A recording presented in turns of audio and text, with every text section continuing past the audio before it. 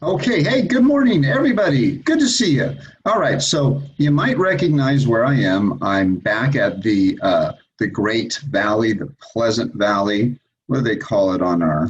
They called it the Great Valley, right on the other side of the Forbidden Mountains. Well, that's where I'm at. I came back here today because they finally made it. They finally made it to the Great Valley, and they destroyed. Well, they won the fight with the others.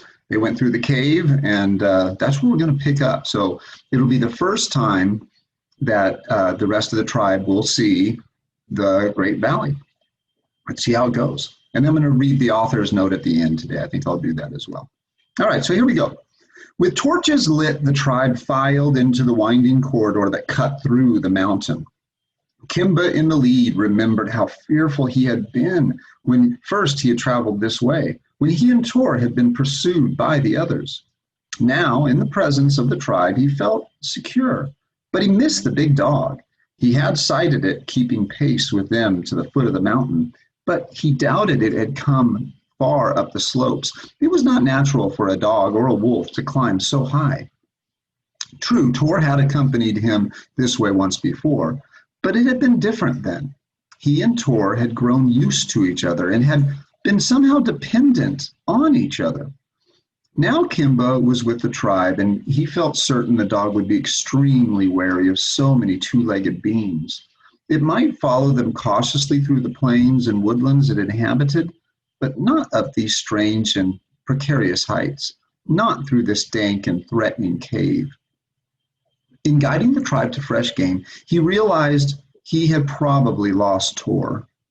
Through here, he told the tribe as they came to the tiny slit in the wall of the long tunnel. They skirted the lake, and he heard them murmur as their torches illuminated that cold, black, silent expanse of water. Then they saw the sunshine ahead.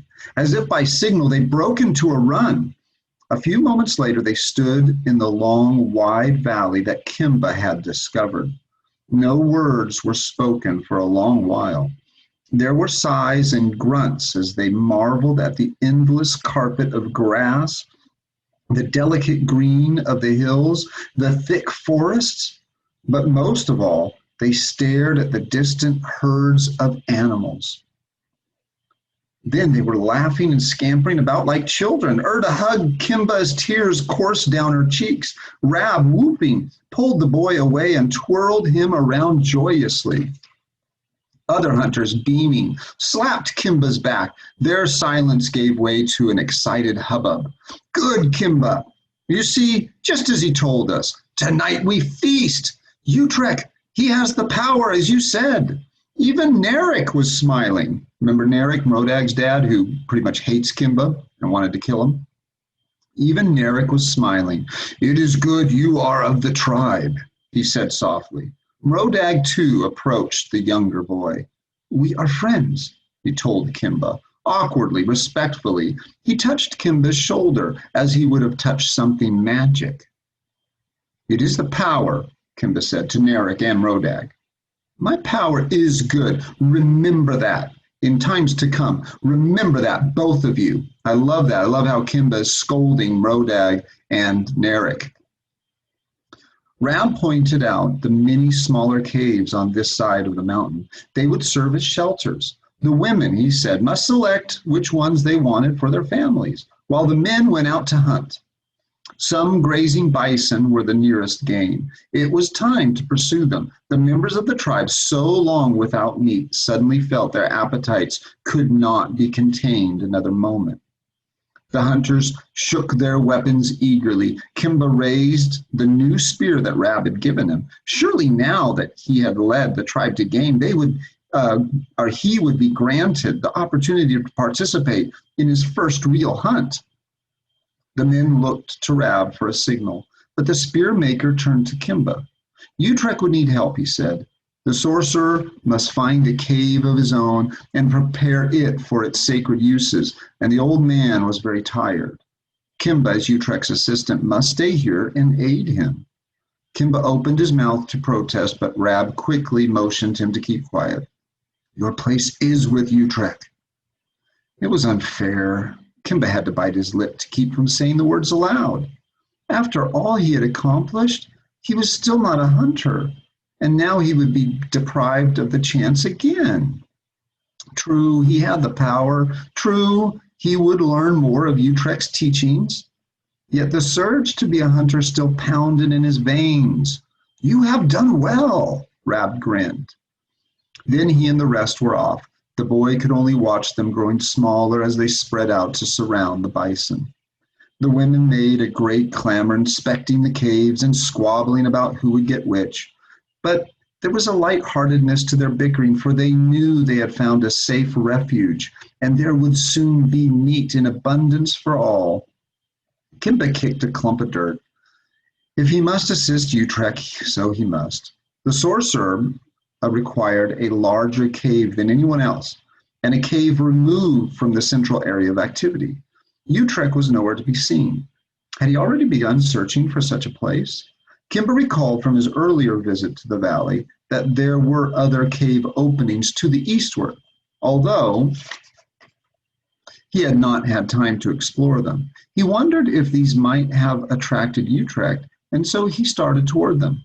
Stepping through a field of high grass that was already the vivid green of summer, he heard a sound that stopped him in his tracks.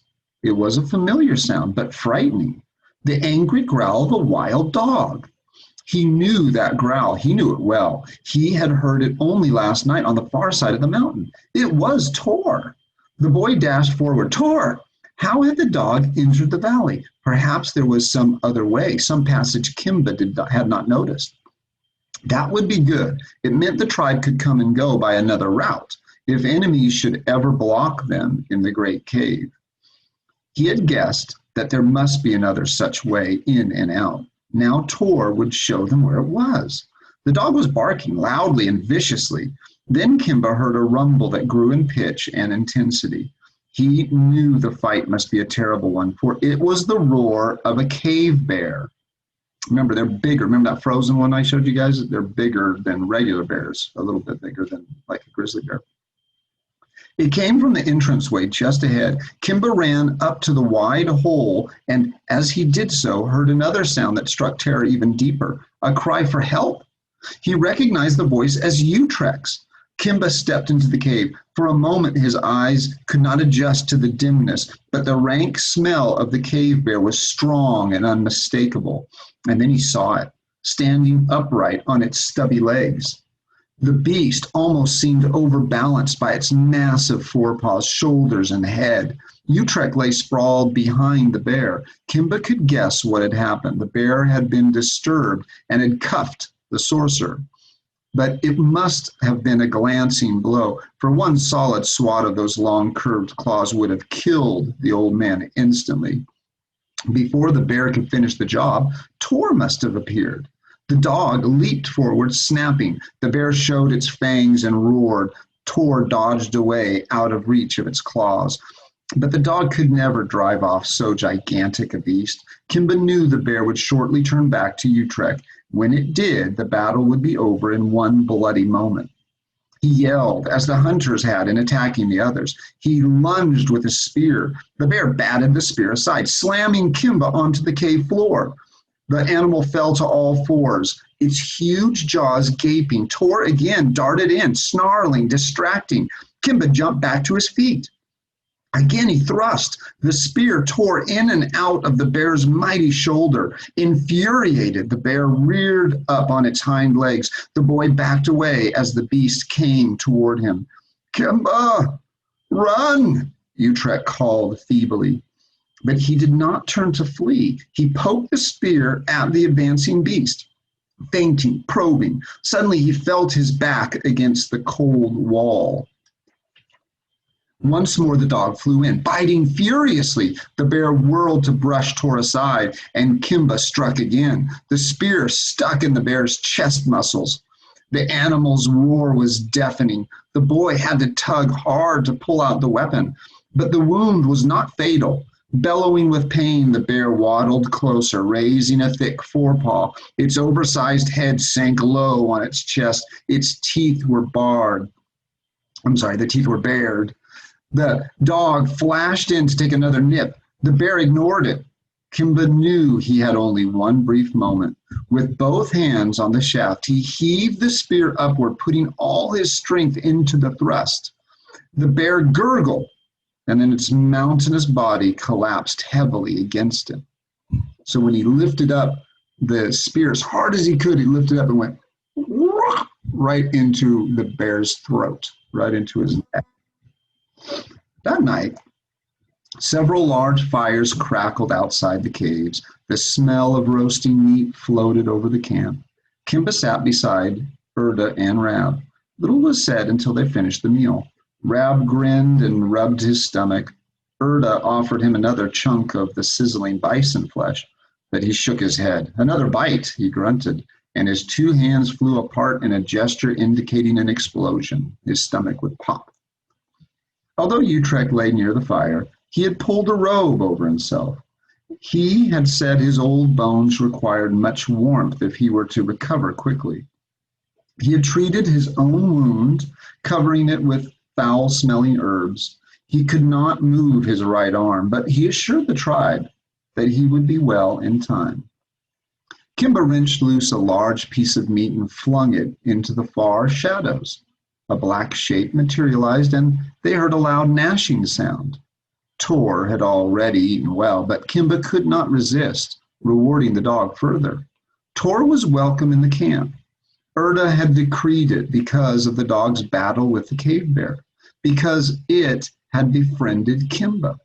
But Tor distrusted the tribe and would venture only near Kimba at first. Soon it would also come to Tabak, who had taken an instant liking to it. But most of the members of the tribe were suspicious of the animal. Oddlag, in particular, who is Tabak's father, in particular, had cause to remember how Tor had once attacked him, and he did not look kindly on his son's new friendship with this creature.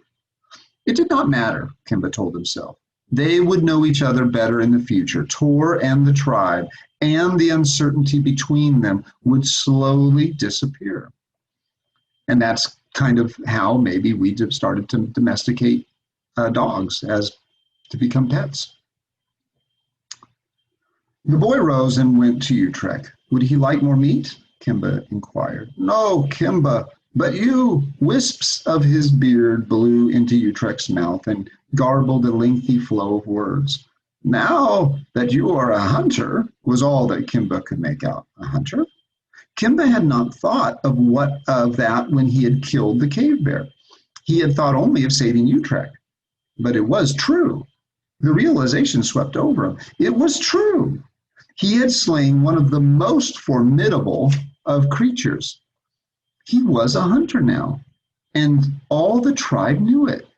It was an honor which he had long desired. It was a good feeling, a satisfying thought. He was Kimba the hunter. Kimba the hunter. No more need he think there was something lacking in him. Yet he felt no desire to march about boasting of his feat, not as he had seen Narek do after killing game. Somehow, it did not instill in him the intense and glowing pride he had thought it would. After all, every man in the tribe became a hunter. It was fine to be a hunter and to be accepted as one, but he was still not like the other hunters, and he enjoyed the thought that he was not. He remembered Nupa and how wide-eyed she had been to learn that he was to become a sorcerer. One day he would go back for her and display more of the power for her. He thought of the cave Utrecht had chosen. It was larger than any of the others in this valley, though the grotto in their home cave was still bigger. In time, they would return to that other cave that had so long been their home. There, in the secret den, was much of Utrecht's magical gear, and also the impressive bison costume he had given to Kimba. Yet this new cave would be used for many rites, and here Kimba would be taught all that the power was and all that it was not. That would be the biggest thing to grasp, Kimba thought, the difference between what the power was and what it was not. There was so much Utrecht must teach him. He found himself eager to begin once more. He remembered with shame his actions of the past few days. Utrecht, he said, the wolf tooth? He wanted to apologize, but could not bring himself even to speak of how he had thrown it at the sorcerer's feet. I have it. In the cave. It is yours again. Get it now. Yes, Utrecht. The boy's green eyes sparkled. The power will be strong in that cave, Kimba. Yes, Utrecht. The boy started away, then thought of something else. But its walls are bare. They will be filled some day. Yes, Utrecht. Kimba agreed, lighting a torch and hurrying off. But he knew Utrecht would not be ready to paint until his arm had healed. Suddenly the boy felt a yearning to create the images he saw in his mind. He had not done so for what seemed a long time. He entered the cavern that would become the new grotto, and the empty walls looked inviting. What he would like to do was put a mighty one on the wide expanse near the entranceway, a woolly mammoth bigger than any Utrecht had ever drawn. Then, next to it, a wild horse galloping, its mane blowing in the breeze. Then perhaps a reindeer. But first of all, he would depict Utrecht himself. He's going to draw a person, not an animal. That's a break with tradition because Kimba is evolving. That's how we took steps to evolve as human beings. We take these little steps. And one of the steps was when humans started to paint other people instead of just animals. Not to hunt, of course, but to honor them. He would show him in his eerie sorcerer's costume of antlered mask, bear claws, and wolf tail. It would be a perfect likeness. He was aware that never had Utrecht made paintings of anything other than animals upon the walls of a cave. Only these were of use to the tribe, he often said. But Kimba yearned to show so many other things, whether they were of practical value or not. Might this not, he thought, be part of his power? Perhaps his portion of the power was different in this way from Utrecht's. Perhaps the power did not work its wonders in the same manner with every sorcerer. Good point. Perhaps at last he understood something that Utrecht did not. Could he not draw what he wished and dream his own dreams and still be true to the tribe? The materials needed for painting, the colored powders, the animal fat to mix them with, the palette made of the shoulder blade of a musk ox, the brush of raven feathers, and all had been placed at the base of the cave wall. The walls would be filled someday, Utrecht had said. Someday. Why not, the boy asked himself, make a beginning this very day? Eagerly, he went to work. Let Utrecht be surprised to see this in the morning, he decided. Perhaps the old sorcerer would be angry, but it would be too late. Perhaps Kimba would be punished, but he could not restrain himself. He had almost finished drawing the face of the sorcerer when a question popped into his mind.